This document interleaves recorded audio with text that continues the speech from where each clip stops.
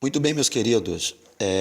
Mais uma vez estamos chegando aqui para trazer agora nossa cooperação, né, sobre a questão da pergunta que foi feita hoje aqui no grupo Defensores da Fé. Cristão pode passar por depressão? Isso é comum? Até que ponto é psicológico, espiritual, né? Eu queria aproveitar o ensejo, querido, e dizer que eu já vi algumas imaturidades de alguns pregadores dizer que crente não pode passar por tristeza, né? Eles deveriam tomar um pouquinho mais de cuidado, porque Jesus nunca pecou, falhou, nem fracassou, mas Jesus passou por tristeza, não é verdade? Lá no Monte das Oliveiras, quando Jesus diz: a minha alma está triste até a morte. Entre inúmeros comentários que eu vi aqui, eu queria levantar uma pequena questão aqui, né? No comentário do pastor Alfredo, que foi muito feliz em seus comentários, e ele abordou a questão, né, da depressão estar um tanto ligada até mesmo à questão da ausência da alegria, né? E aí é que nós temos que tomar muito cuidado com relação a cuidado com a falta do humor, né? Porque o mau humor não é só epidêmico, mas ele produz até mesmo células cancerígenas, né? Subentende-se que a falta de alegria numa pessoa chega até mesmo a apodrecer os ossos. 75% dos divórcios hoje no Brasil é causada por mau humor de um dos cônjuges, né? E a ciência diz que uma boa gargalhada, ela libera toxinas que ajudam até mesmo na cura do câncer, né? Então, queridos, quando a gente fala a questão desta enfermidade delicada, a primeira questão é que nós temos que considerar que nós não somos robôs, máquina controlado com controle remoto na mão de um Deus. Nós somos de uma natureza frágil, que é nós outros sendo ser humano, né? Biológico, sociológico, psicológico e espiritual. Eu vi aqui a questão do pastor Bruno, que é meu primo também, que falou a questão sobre a depressão, até mesmo pós-parto. E a gente vê aí uma malandragem no campo da medicina, que ele sabe de algumas coisas e não faz, tais como tem mulheres, por exemplo, que ficam um mês sofrendo com isso. E eu pelo menos tomei conhecimento, né, de 22 dias que eu fiquei na Bolívia, e a faculdade de medicina é muito forte na Bolívia pelo preço lá, que nossa, é baratíssimo, né?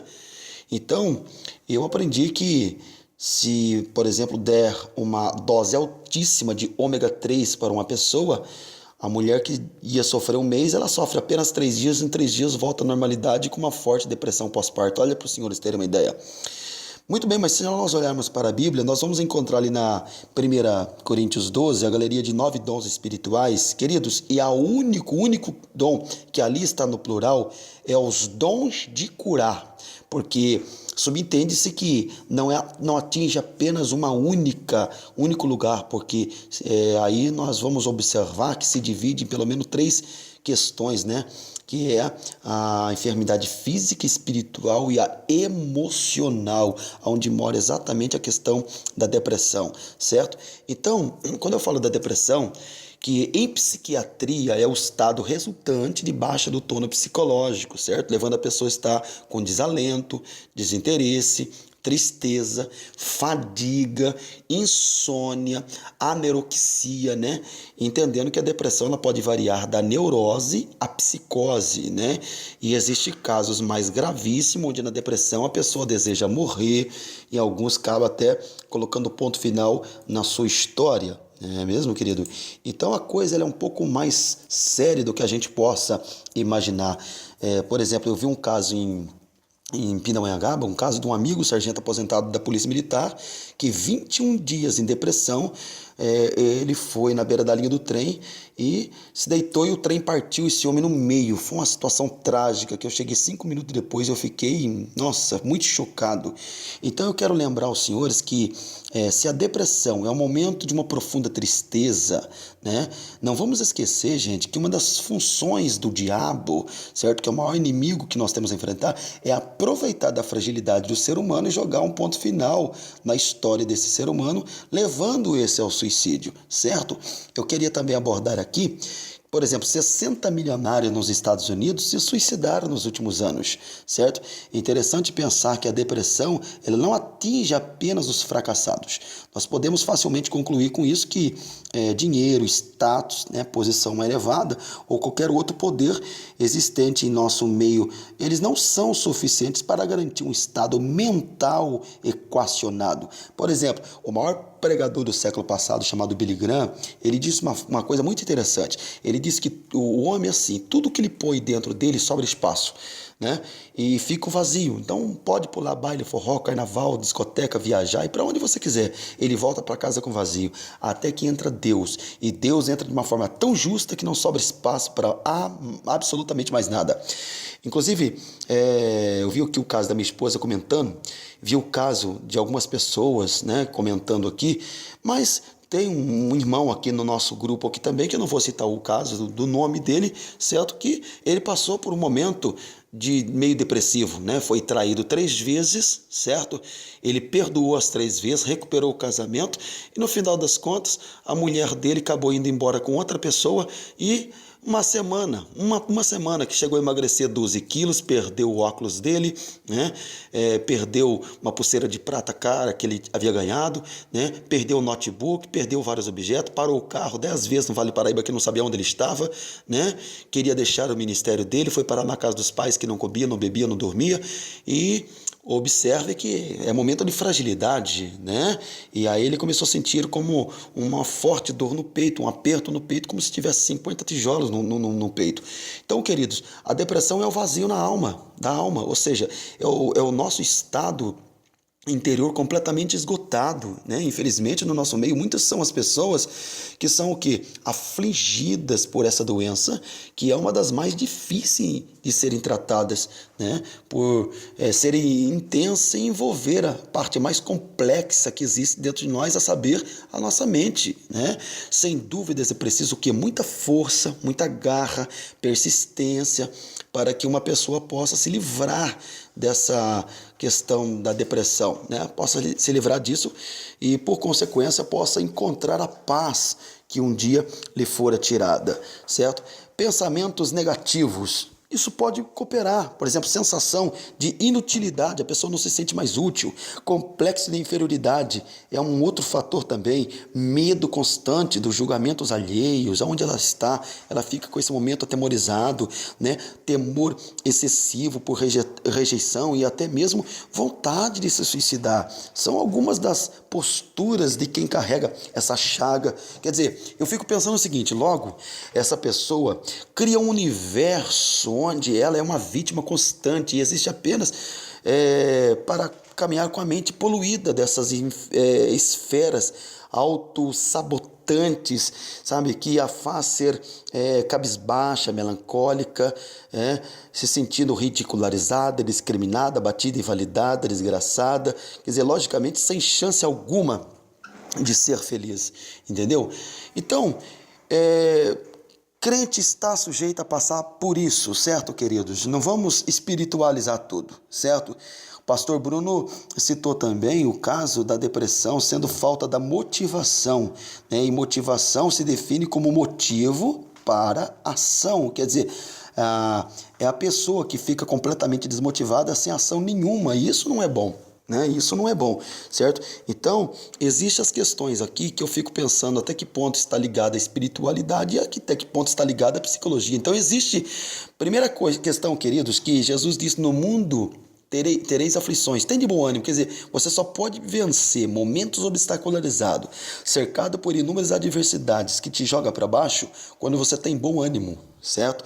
Porque você é fruto do que a sua mente diz que você é, né? E uma questão deve se pensar com muito carinho aqui, que hoje existe transplante de cérebro de vários componentes do corpo, mas não existe transplante de cérebro, meu querido. Essa caixa cefálica, essas faculdades mentais, esse espaço craniano, cujo cérebro, que se divide apenas não uma única parte, mas em algumas partes, ele pesa 1,4 kg, ele é original, ele é único. Então, se você é fruto do que a sua mente diz que você é, não existe nenhum movimento no corpo inteiro sem que antes passe por um processo mental. A maturidade começa por um processo mental, então vamos tomar cuidado com aquilo que a gente põe na mente, né? E antes de eu encerrar aqui, deixa eu até inclusive passar uma dica, já que eu estou já respondendo que crente pode sim passar por isso. Agora a questão é ele pode passar, mas morar dentro da depressão é outro departamento. Deixa eu dar um pequeno respaldo aqui. Davi disse assim, ó: ainda que eu passe pelo vale da sombra da morte, não temerei mal algum, porque tu estás comigo e a tua vara e teu cajado me consola. Quer dizer, você passar pelo vale é uma coisa, agora morar no vale é outra coisa, certo? Aí é que está a grande diferença. A Bíblia também diz que o choro pode durar uma noite, mas a alegria vem pela manhã. Quer dizer, é tudo momento, meus amados, certo? Encare a depressão como um momento, certo? Não que isso será algo permanente, né? Algumas dicas que eu vou deixar aqui para uma pessoa combater a depressão de cabeça erguida, assim reencontrar a possibilidade de viver com dignidade e ser verdadeiramente feliz. Antes de eu abordar isso aqui, eu vou citar para os senhores aqui João 10:10. É interessante que a ação tríplice do inimigo, né? Um tocante que ele veio para roubar, matar, destruir. Aí Jesus diz: mas eu vim para que tenham vida e vida com abundância. Eu gosto muito da linha da interpretação da Primeira Igreja Batista, inclusive eu tive pregando na Primeira Igreja Batista de Serquilho e algumas outras localidades, e eles usam essa vida com abundância não como vida abundância, eles usam vida com qualidade. Aí eu familiarizei com a Primeira Igreja Presbiteriana, que eu cheguei a pregar uma delas, e disse o seguinte: lá não usa vida com qualidade, lá eles usam vida plena. Então, subentende-se que é umas 3 linhas diferentes, mas que chega a um único denominador, né? Vida com abundância, ou vida com qualidade, ou vida plena. Quer dizer, tudo aquilo que o inimigo arquiteta para destruir a tua vida, fazendo com que você deixe de viver para vegetar, e passa a ter contagem regressiva na terra por uma desobediência a Deus, leva você a não ter uma vida com abundância, leva você a não ter uma vida com dignidade, leva você a não ter uma vida, né, como você gostaria de viver, uma vida plena, com qualidade, certo? Que não é no céu, tá, queridos? É aqui na terra essa vida, entendeu? Então, viver de uma forma depressiva também não é viver com dignidade. Eu vi uma frase no final do filme do Mel Gibson, Coração Valente, que diz: todos os homens morrem, porém nem todos realmente vivem. Tem gente que está no campo vegetativo. Então, algumas dicas que eu vou deixar aqui. Primeiro, encontre o fim do labirinto, querido. Procure uma saída que te jogue para fora dessa situação. Pare de ficar reclamando, bufando e murmurando, e coloque uma frase dentro de você, que é a frase que mudou a minha vida. Quem reclama perde a oportunidade de aprender pelo erro que cometeu, não é verdade?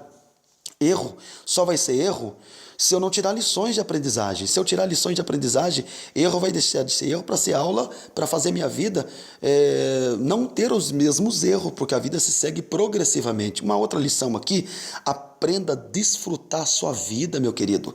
Viva a vida com dignidade. Aprenda a desfrutar daquilo que te faz bem. Um outro item: passa a ter um amor por você. Quando a gente entra na igreja e cumprimenta alguém com a paz do Senhor, paz de Deus, seja lá conforme você queira cumprimentar, essa paz ela tem um sentido triplo: paz com Deus, paz com o meu próximo e paz comigo mesmo, né? Por que tem gente que tem ciúmes, por exemplo, que é uma palavra que anda meio de mão dada com a depressão, né? O ciúmes, ele é o quê? Complexo de inferioridade, baixa autoestima, sentimento de perca, ama e não sabe ser amado. Até porque tem o ciúmes, ele e o patológico. E o patológico vai ver coisa onde não tem coisa e faz mal a você mesmo, né? Então você tem que se amar. Um outro item: tenha pensamento positivo, meus queridos, sabe? E doutrine sua mente sempre para o quê? Para as coisas que são boas, otimismo. No mundo, eu cheguei a fazer alguns cursos assim, no campo de marketing. Eu aprendi uma coisa muito interessante, que lá você não vai ver uma pessoa pessimista ter uma vida, uma pessoa negativa ter uma vida positiva, e nem uma pessoa positiva ter uma vida negativa, né? Interessante que, se eu puxar aqui o livro do profeta Jeremias, né, acho que ali Lamentações, capítulo 3, versículo 21 ao 24, Jeremias se encontrava em um estado muito difícil, queridos, sabe? E a história relata que a angústia de sua alma era muito tão grande, ao ponto dele mesmo dizer que ele era um homem que viu aflição, sua pele começou a se envelhecer, seus ossos foram despedaçados, e sua situação agora era como se ele estivesse sob a mira de um arco e flecha que estão atingindo diretamente o seu coração. Aí chegou um tempo que, em um determinado momento, que ele para seu lamento e ele começa a expor e verbalizar as palavras que você começa a ver nesses versículos, sabe? A importância de trazer à memória o que podia arremessar esperança né? É extremamente importantíssimo isso para cada um de nós outros. O fato é que as questões circunstanciais da vida podem não estar tão boas, porém o simples fato de você olhar para as misericórdias do Senhor, que se renovam a cada manhã, vai sim trazer uma esperança e uma alegria no seu coração. E algumas outras dicas, né, que eu estou deixando aqui para você, que pode fazer combater a depressão, meus queridos, é o seguinte: um outro item: não cobre em demasia de você, sabe? Vá devagar com o santo é de barro. Outro item: busque apoio, não se isole. Esse foi o problema do profeta Elias, né? E até mesmo de Davi. Procure se relacionar com pessoas que podem ajudar você. O outro item: procure praticar uma atividade física. Não vamos espiritualizar tudo para nós não nos tornarmos pessoas psicóticas, neuróticas, doente emocional, que espiritualiza tudo fora de Bíblia, que é 1 mais 1 é 2 na palavra, meu irmão, sabe? Então, praticar atividade física é fundamental, certo? Outro sim, faz coisas que comunique prazer para você, que você goste de fazer. Outro item: não guarde ódio em seu coração. Quando você lê em 1 Coríntios capítulo 3, versículo 16, que cada um de nós outros somos templo do Espírito Santo, então templo é templo, meu irmão. Eu não sou latão de lixo para guardar ódio, rancor, mágoa secreta, que só me faz mal, certo? Não compensa isso. O ser humano tem uma probabilidade que existe 1000 coisas boas diante do olho dele. Aí uma coisa má que acontece, ele tira o olho das 999 coisas boas e põe o olho naquela única coisa ruim e passa a olhar para aquilo e começa a se lamentar por aquilo. Ô, meu irmão, me faz favor, né? Um outro item: estabeleça um contato com aquilo que vai edificar você, porque aquilo que não edifica sobra, certo? Outro item para a gente concluir aqui: faça trocas inteligentes, sabe? Se seu trabalho atual vai estressando você, mude para outro aí que dê mais prazer.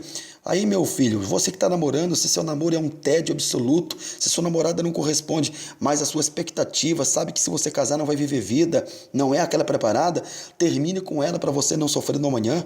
Se sua casa é barulhenta, se seus vizinhos atuais não deixam você tão tranquilo, sossegado, mude para um lugar melhor, meu amado, certo? Se seu celular está dando mais trabalho do que solução, procure troque ele aí por um novo, sabe, um mais atualizado. Enfim, não tenha medo de perder, porque é necessário deixar algumas coisas para trás se quisermos ser verdadeiramente felizes. Outro sim: não seja estático. Algumas pessoas são como postes, sabe? Ou seja, elas estão sempre no mesmo lugar, sabe? Procure se movimentar, procure pensar alguma coisa diferente, sabe? Quando tudo estiver negro, obscuro, olhe para o céu, meu irmão. Lá tem um sol. Se a sua vida é, sabe, uma vida constituída de momentos turbulentos, sabe? Tem uma palavra que nem estou lembrando dela agora, refratários, sabe? Lembre-se de uma coisa: há um Deus que não dorme, há um Deus que não cochila, há um Deus que não está titubeando em dois pensamentos. Ele te ama com amor paternal, não é verdade? Portanto, ainda há sim uma luz que possa ser brilhada no fundo do túnel para cada um de nós, sabe? Aprender a lidar com os problemas eles existem, é um outro item fundamental, né? Eles nunca vão deixar de existir, certo? Não podemos deixar que nada possa nos abalar, sabe? Em hipótese alguma. Eu aprendi uma coisa muito interessante na vida: ou você administra o problema ou ele administra você. Então, eu não posso deixar as questões circunstanciais me administrar, mas é eu que tenho que ser o administrador da minha vida. E termino dizendo: tenha uma inspiração, se apegue em Deus. Não é acreditar em Deus, não. Tem muita gente que vai na igreja, mas está aí roendo unha, arrancando cabelo com medo do amanhã. Sabe por que eles estão na igreja? É porque eles acreditam em Deus. Mas sabe por que está roendo unha, arrancando cabelo com medo? Porque eles não confiam em Deus. Aí o Salmo 125:1 diz: os que confiam no Senhor serão como o monte de Sião, que não se abala, mas permanece para sempre. Quer dizer, o fato de uma pessoa passar o que passa, mas não se abalar, é porque mais do que acreditar, ele confia em Deus, meu irmão, certo? E aí, para você que já passou esse momento, eu deixo para você Salmo 37, e a partir do 3, que diz: confia no Senhor e faze o bem, habitarás na terra e verdadeiramente serás alimentado. Deleita-te também no Senhor e Ele te concederá os desejos do seu coração. Entrega o seu caminho ao Senhor, confia nele e Ele tudo fará. Amém, meu querido? Não há momento nenhum negativo, depressivo que possa te jogar para baixo, uma vez que toda a sua vida estará nas palmas da mão do Deus que te ama com amor paternal, tá bom? Forte abraço, um beijo no coração e até a próxima pergunta, querendo Deus.